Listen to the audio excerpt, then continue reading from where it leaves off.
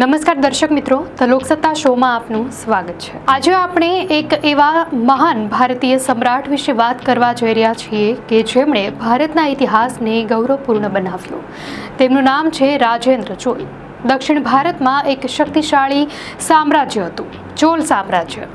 આ સામ્રાજ્યના સૌથી મહાન અને શક્તિશાળી રાજા તરીકે રાજેન્દ્ર ચોલને ઓળખવામાં આવે છે। તેમણે તેમના પિતા રાજરાજા ચોલ પહેલાના સમયમાં સામ્રાજ્યને જે ઊંચાઈ પર પહોંચાડવાની શરૂઆત થઈ હતી તેને ટોચ પર પહોંચાડી। તેમનું શાસનકાળ ઈસવીસન 1014 થી ઈસવીસન 1044 સુધી ચાલ્યું હતું।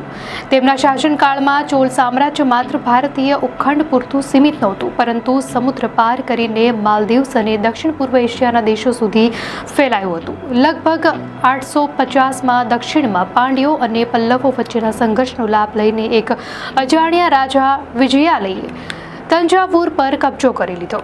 આ રીતે ચોલ રાજવંશનો પાયો નંખાયો।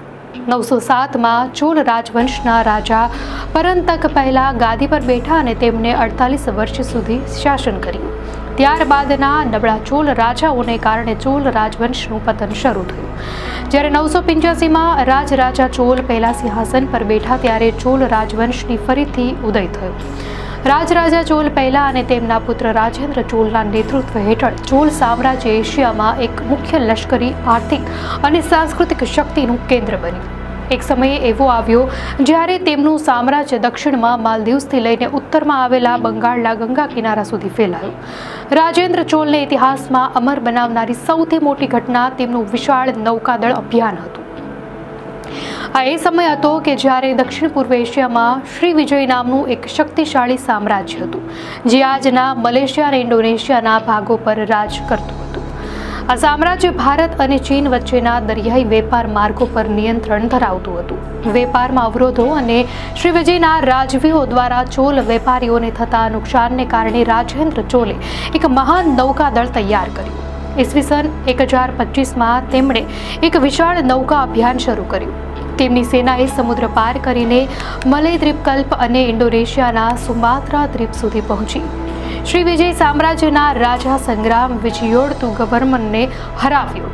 આ વિજયે માત્ર ચોલ સામ્રાજ્યનો વિસ્તાર જ ન કર્યો, પરંતુ દક્ષિણ પૂર્વ એશિયામાં ભારતીય સંસ્કૃતિ અને વેપારને પણ ફેલાવ્યો। આ સિવાય તેમણે માલદીવ્સ પર પણ વિજય મેળવ્યો હતો।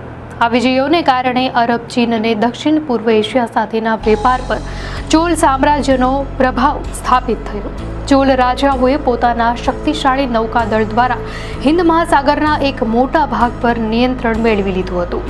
તેમના શાસનકાળ દરમિયાન ચોલ સામ્રાજ્યમાં અનેક ભવ્ય મંદિરોનું નિર્માણ થયું। ચોલ સામ્રાજ્યની અજોડ કાંસ્ય મૂર્તિઓ, ખાસ કરીને નટરાજની મૂર્તિઓ, આજે પણ વિશ્વભરમાં પ્રખ્યાત છે। 11મી સદી સુધીમાં ખમેર અને ચોલ વેપારીઓએ બંગાળના અખાતને અડીને આવેલા રાજ્યોના અર્થતંત્ર પર નિયંત્રણ મેળવી લીધું હતું। ચોલ અને ખમેર બંનેને સમજાયું કે તેમના હિતો એકબીજા સાથે જોડાયેલા છે। આ સમયગાળા દરમિયાન ખમેર સામ્રાજ્ય પણ ખૂબ મોટું અને પ્રભાવશાળી હતું। તેઓએ હાલના કંબોડિયા, થાઇલેન્ડ અને વિયેતનામના ઘણા ભાગો પર શાસન કર્યું। કંબોડિયાનું પ્રખ્યાત અંગકોર વાટ મંદિર ખમેર રાજાઓ દ્વારા બનાવવામાં આવ્યું હતું। તો ચીનની વધતી વસ્તી અને વૈભવી વસ્તુઓમાં તેમના રસથી આ બંને રાજ્યોને ઘણો ફાયદો થયો। આ બંનેનો હરીફ હતું શ્રી વિજય રાજ્ય।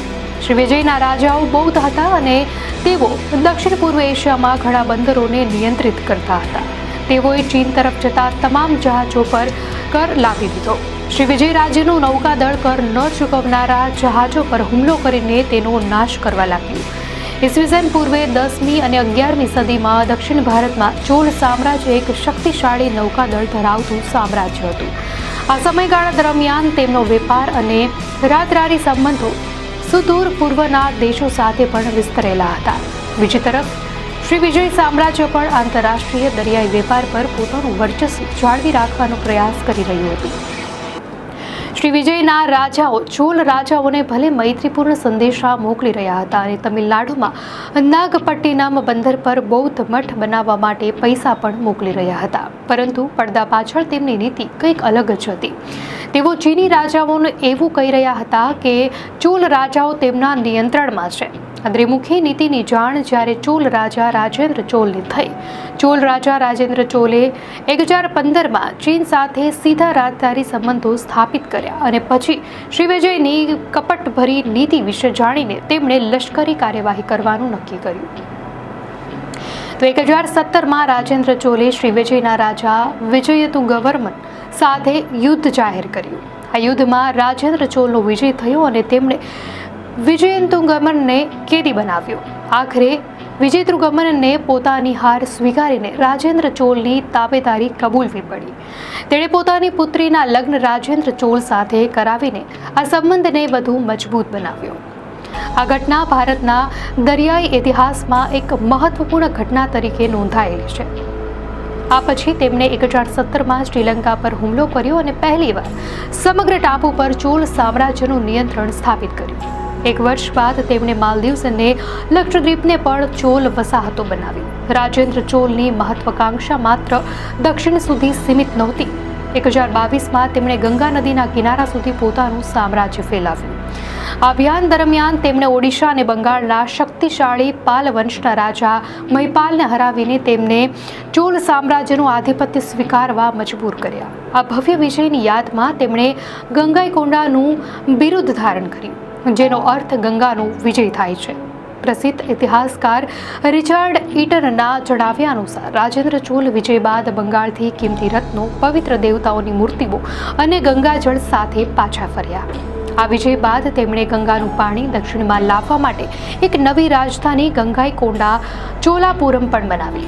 રાજેન્દ્ર ચોલ માત્ર એક મહાન વિજેતા જ નહોતા, પરંતુ એક કુશળ શાસક અને સ્થાપત્ય પ્રેમી પણ હતા. તેમણે પોતાની નવી રાજધાની ગંગાઈકોંડા ચોલાપુરમમાં શિવને સમર્પિત એક ભવ્ય મંદિરનું નિર્માણ કરાવ્યું, જે 250 વર્ષથી વધુ સમય સુધી શૈવ ભક્તિ અને ચોલ સ્થાપત્યની ભવ્યતાનું પ્રતીક બની રહ્યું. આ સિવાય તેમણે જનતાની સુવિધા માટે એક વિશાળ કૃત્રિમ તળાવ પણ બનાવડાવ્યું, જે 16 માઇલ લાંબુ અને 3 માઇલ પહોળું હતું. આ તળાવમાં બંગાળથી લાવવામાં આવેલું પવિત્ર ગંગાજળ રેડવામાં આવતું હતું, જે તેમના ઉત્તર ભારતના વિજયનું પ્રતીક હતું. જો કે ઉત્તર પરનું તેમનું નિયંત્રણ લાંબા સમય સુધી ટકી શક્યું નહીં. આ વિજયોથી પ્રેરાઈને રાજેન્દ્ર ચોલની મહત્વાકાંક્ષાઓ વધુ વિસ્તરી. માલદીવ્સ અને શ્રીલંકા પરના વિજય પછી તેમણે ઇન્ડોનેશિયાના સુમાત્રા પર નૌકાદળ અભિયાન મોકલવાનો એક અભૂતપૂર્વ અને દૂરંદેશી નિર્ણય કર્યો. માલદીવ્સ અને શ્રીલંકા પરના વિજય બાદ તેમણે ઇન્ડોનેશિયાના સુમાત્રા પર નૌકાદળ અભિયાન મોકલવાનો એક અભૂતપૂર્વ અને દૂરંદેશી નિર્ણય લીધો, જે તેમની આંતરરાષ્ટ્રીય દ્રષ્ટિ દર્શાવે છે. રાજેન્દ્ર ચોલનું શાસન તેમના યુગના સૌથી પ્રેરણાદાયક અધ્યાયોમાંનું એક છે. રાજેન્દ્ર ચોલ માત્ર ભારતના જ નહીં, પરંતુ સમગ્ર દક્ષિણ પૂર્વ એશિયાના ઇતિહાસમાં એક મહાન વિજેતા તરીકે જાણીતા છે. તેમણે શ્રી વિજય સામ્રાજ્ય સામે 1017 અને 1025માં ભવ્ય નૌકાદળ અભિયાનો ચલાવીને ઇતિહાસ રચ્યો હતો. આ અભિયાનોમાં તેમણે સુમાત્રા, મલેશિયા અને નિકોબાર ટાપુઓ પર વિજય મેળવ્યો.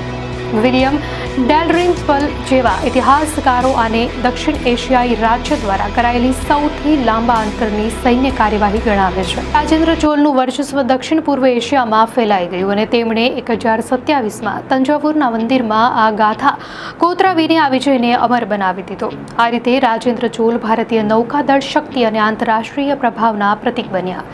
ઇતિહાસકારો માને છે કે દક્ષિણ પૂર્વ એશિયામાં રાજેન્દ્ર ચોલના નૌકાદળના પ્રવેશનો હેતુ વિજય મેળવવાનો નહોતો, પરંતુ વેપાર યુદ્ધમાં લશ્કરી શક્તિનો ઉપયોગ કરવાનો હતો, જેનાથી શ્રી વિજયની દરિયાઈ માર્ગો પરની પકડ નબળી પડી શકે.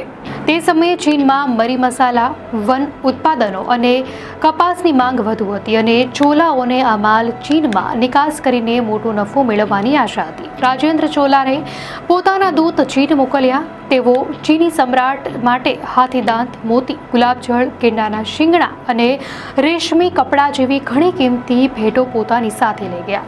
થોડા દિવસો બાદ ચીનના ગુવાંગઝુ શહેરમાં એક મંદિર બનાવવામાં આવ્યું, જેનો એક ભાગ હજુ પણ અકબંધ છે. એક ચીની શિલાલેખમાં ઉલ્લેખ છે કે ચોલ રાજકુમાર દિવાકર 1067-69 દરમિયાન ચીનમાં આ મંદિરની જાળવણી માટે ભંડોળ પૂરું પાડતા હતા. રાજેન્દ્ર ચોલનો સમયગાળો ભારતીય ઇતિહાસમાં એક સુવર્ણ યુગ હતો. તેઓ એક મહાન યોદ્ધા અને કુશળ પ્રશાસક હતા. તેમના શાસનકાળ દરમિયાન ચોલ અને ખમેર રાજવંશો વચ્ચે મૈત્રીપૂર્ણ સંબંધો હતા, જેનો પુરાવો કંબોડિયામાં અંગકોર વાટ મંદિરના નિર્માણ પરથી મળે છે. આ ભવ્ય મંદિર જે 500 એકરમાં ફેલાયેલું છે અને અવકાશમાંથી પણ જોઈ શકાય છે, તે રાજેન્દ્રના સમયમાં જ બન્યું હતું. આ જ સમયે તંજાવુર અને ચિદમ્બરમમાં પણ ચોલ મંદિરોનું નિર્માણ થયું હતું. રાજેન્દ્ર ચોલે માત્ર શાસક જ નહીં પણ શિક્ષણ અને કલાને પણ પ્રોત્સાહન આપ્યું. તેમણે ઘણા ગામોમાં ગુરુકુળોની સ્થાપના કરી, જ્યાં વિદ્યાર્થીઓને સંસ્કૃત અને તમિલ ભાષાનું જ્ઞાન આપવામાં આવતું હતું. તંજાવુર ઉપરાંત તેમણે શ્રીરંગમ, મદુરાઈ અને રામેશ્વરમમાં પણ ઘણા સુંદર મંદિરો બનાવ્યા, જે આજે પણ સ્થાપત્યના ઉત્તમ ઉદાહરણો છે. રાજેન્દ્ર ચોલ વિશે કહેવાય છે કે તેમણે માત્ર સમુદ્ર જ નહીં પણ લોકોના હૃદય પર પણ રાજ કર્યું. દર્શક મિત્રો, આ માહિતી આપને કેવી લાગી? આપની પ્રતિક્રિયા અમને કોમેન્ટમાં ચોક્કસથી જણાવશો. અને જો આપને આ વિડીયો સારો લાગ્યો હોય તો વિડીયોને લાઇક કરો અને ચેનલને સબસ્ક્રાઇબ કરો.